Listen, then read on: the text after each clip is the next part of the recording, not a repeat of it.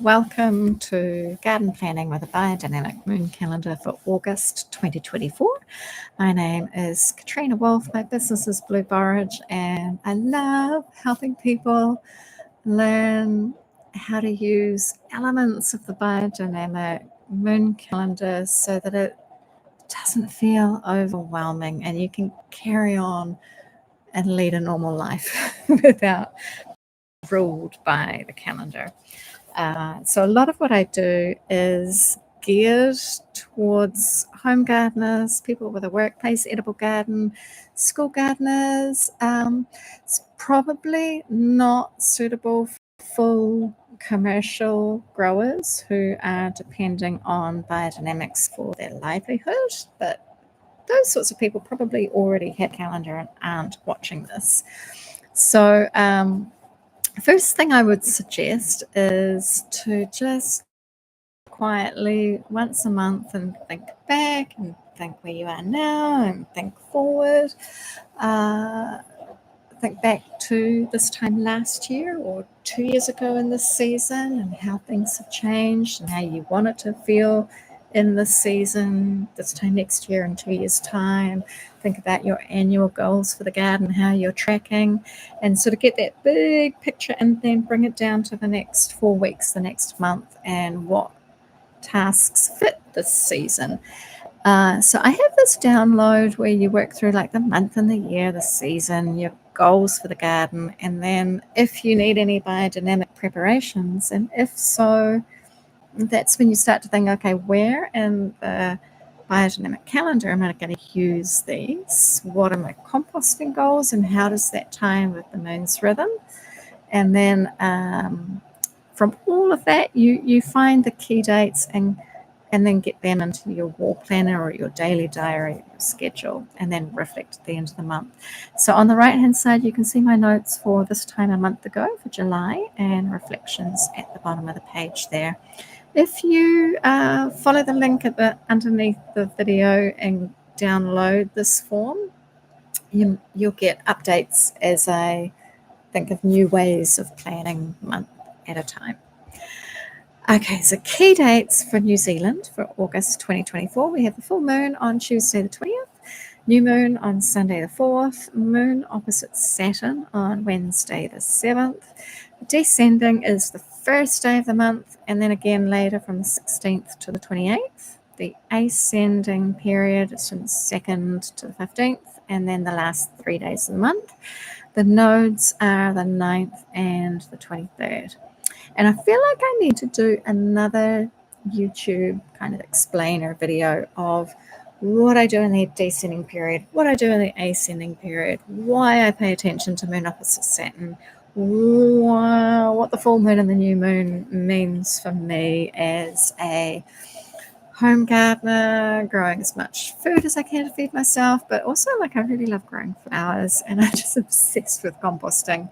But a lot of the time I'm out in the community helping with other projects and doing consulting work.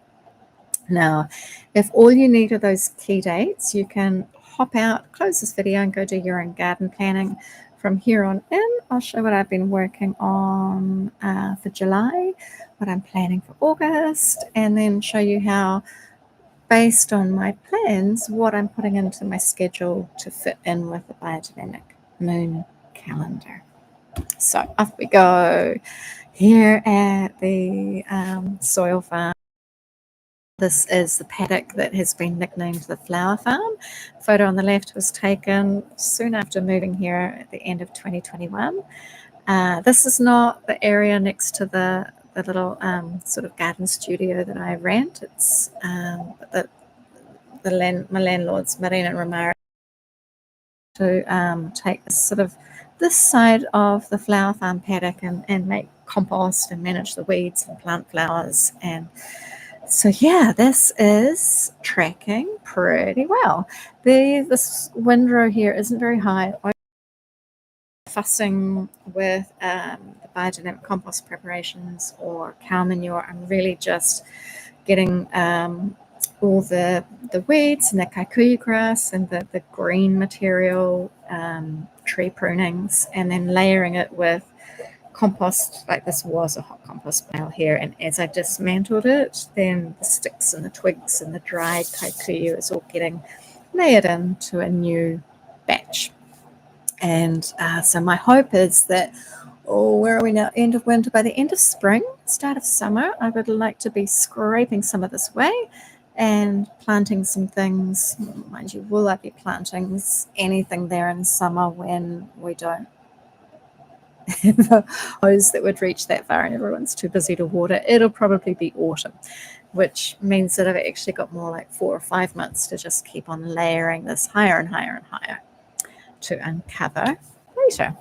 This is outside the little garden studio, what I call the little granny flat. And first week that I lived here, I built this hugelkultur bed. You can kind of see behind it, that's what I call the compost classroom, just the dead grass. There had been so much weed killer put down. It was really, really sad, and kind of reminds me, just saying that I must keep talking with real estate agents about encouraging people selling their home to not use an excessive quantity of weed killer for the sake of making it look tidy, in case the buyers are aware of the importance of soil health. Yeah, just planting that seed. So this hugelkultur bed never really thrived. I'm not quite sure what sort of wood was used, and maybe I didn't have the right sort of, there might have been too much wood and not enough soil. I mean, there was no soil. I was layering in some aged mulch and some leaf mold, just scrabbling around, seeing what I could find. So 2.5 years on, I mean, everything's kind of still living, but this is my nettle patch, and I'm going to shift the nettle, but I also want to clear this patch, which was roughly here, and see what the soil feels like, because I'm not happy with how it's performed. And this hot compost pile, in a couple of months, I will smush everything over and there'll be a nice thick layer of soil to get that part of the garden started. So inside, I'm now, I've got this new fascination with indoor worm farming, indoor composting, and is there a way to use these 20-litre buckets, layer the food scraps with biodynamic compost and let the microbes get to work, and just keep our food scraps in our food system. This was partly inspired by the time spent with Jessica down in Dunedin, also partly inspired by moving to Sydney and not having a garden and being in an apartment. She and her boyfriend Tanmay love houseplants, and I'm like, well, if you get those big pots, you can actually compost the bottom of the pot and have the houseplant sitting on top. So I'm demonstrating that from afar. This is what parents do, right? These are ham hock bones from a soup that I cooked that I'm kind of curious, like, can we compost meat inside and prove that it doesn't smell? So all of my experiments and findings I'm recording on bake soil, and I'm also like tracking the drop-offs like from the kitchen counter to the front door, but to measure the impact that this tiny little set of compost experiments is having. And if we can spread that further, then what a wonderful thing. Sometimes I think that as compost enthusiasts, we're often talking to people who already love to garden and are already switched on. That what is it we need to say for the people that have no interest in composting?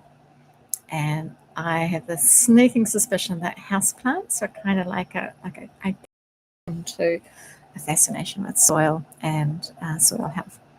Anyway, this slide here is updates from Kaiwaka, the work I'm doing with rural design. So helping them look at their burn pile, learn a little bit about composting, learn enough to go home and practice and refine, develop their questions so that they can design their own in-house system using the stuff that they have in their team and design something that sort of stretches and grows as they have capacity to do more and more. So in June, we built the hot compost piles that I teach in schools, community groups, the ones that I make here at home. And then last week, we turned all of them into one great big pile. And because these had, I think, 5 weeks to sort of mature, a lot of the material had broken down, it had softened, that this massive big pile that we built with a couple of tractors and, I don't know, 10, 15 people, that will turn out better than if we had started with that big pile. In the workshop, we also looked at holistic weed management. I got everyone to pick a weed, bring a weed, choose a weed, draw a weed, study it, look at the shape of the leaves, the structure of the roots. And I just love these photos of what people drew. We talked about worm farming, DIY potting mix, and I've got 4 different blends of potting mix with 8 plants. So each pair of plants is a different blend of soil. So I'm testing my normal potting mix. Then I've got 4 of them have biochar, and 2 of them the biochar's been inoculated with worm tea, and 2 of them the biochar's been inoculated with CPP. So we'll watch these kawa and pora and see how they adapt.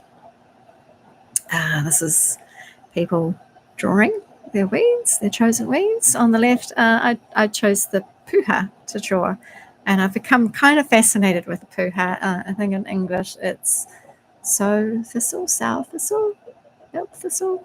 I might have the name wrong. But yeah, I even added some to pork that I've sort of boiled up as a soup just because I wanted to try puha. Whittimer at the museum keeps talking about how good puha is, and it's like, okay, let's try this. So after the worm farm talk, I wanted to show people at Rural Design this report. It's called Beyond the Bin, and I think it's not the most recent, but it's fairly recent, that has come out of the Prime Minister's Chief Science Advisor, a huge body of work with a lot of academics and waste specialists talking about solutions for tackling the food waste problem. And so I asked these 3 to look through the panel of experts and see if any of their colleagues were there, if native tree nurseries were represented as part of the solution. Because I tell you what, these guys go through tons and tons and tons of soil.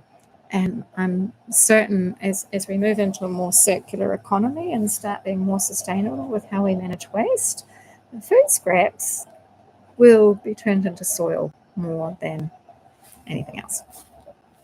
While I was at Kaiwaka, we put down a CPP pit, so they now have their own biodynamic CPP. That won't be ready for a few months. And through July, I've been dipping into this book, The Results from the Biodynamic Sowing and Planting Calendar. I'm all excited about the origins of CPP. I'll share a blog post in the comment below. And also fascinated once more with the biodynamic moon calendar and how the influence of the planets actually came to be noticed and researched. And so I've started planting pea seeds, 2 seeds every single day, and I'm now 15 days in, and some of them are this high, some of them are high, some of them are just sprouting, and I'll try and transplant them on the corresponding like earth, fire, air, water day.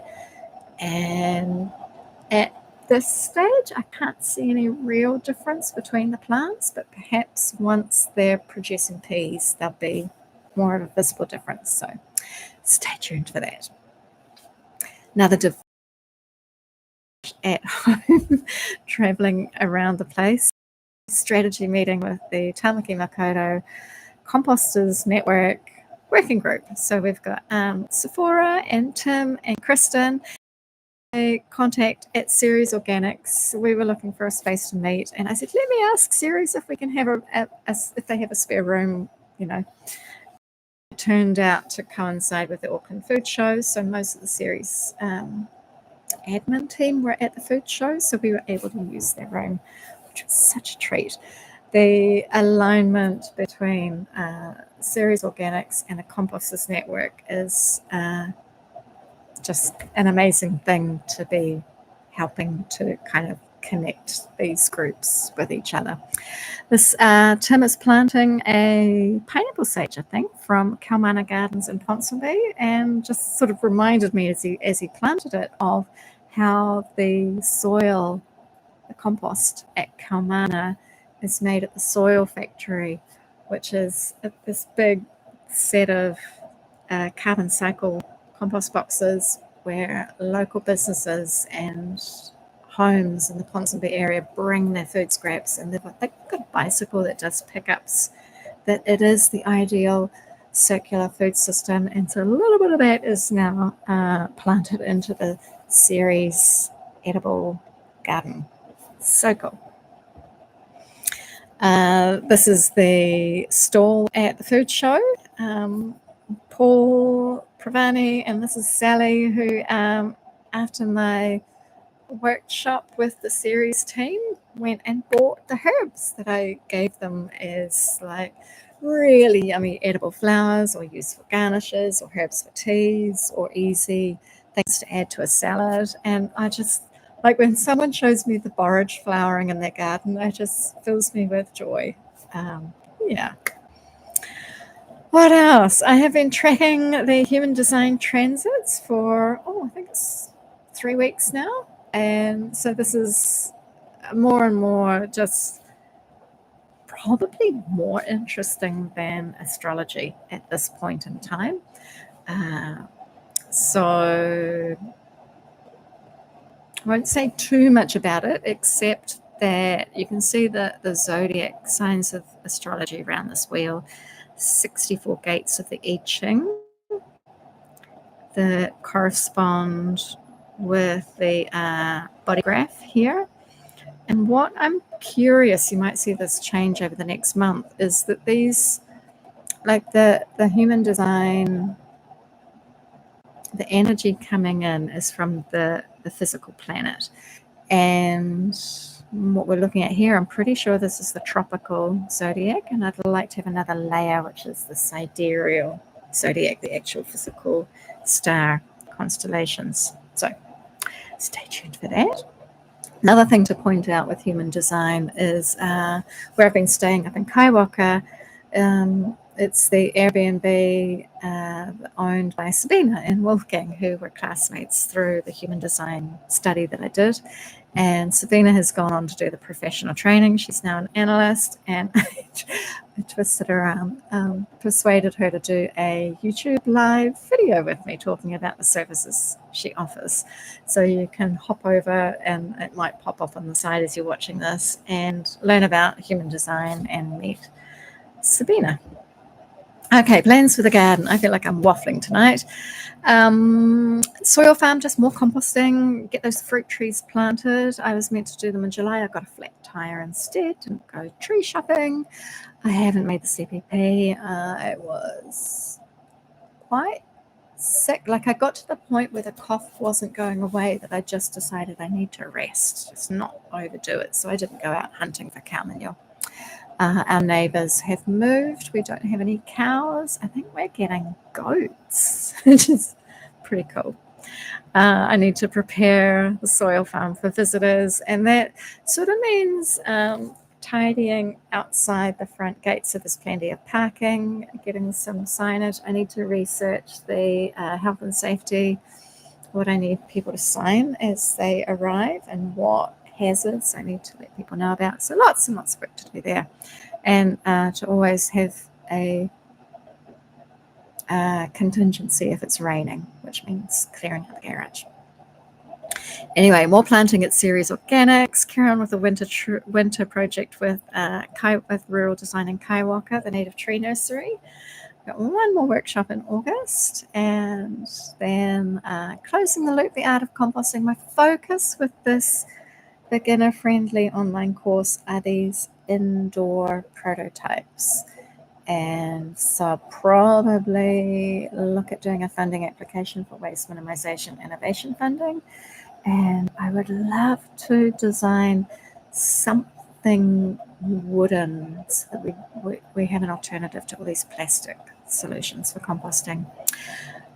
Hazel's garden, I've got the exam schedule, so it really is time to reach out to some Dunedin businesses and home gardeners, set up a few consultations to help pay my flight, and carry on developing Jessica-friendly composting.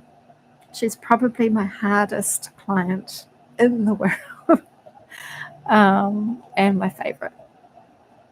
So the museum pollinator garden, carry on composting there.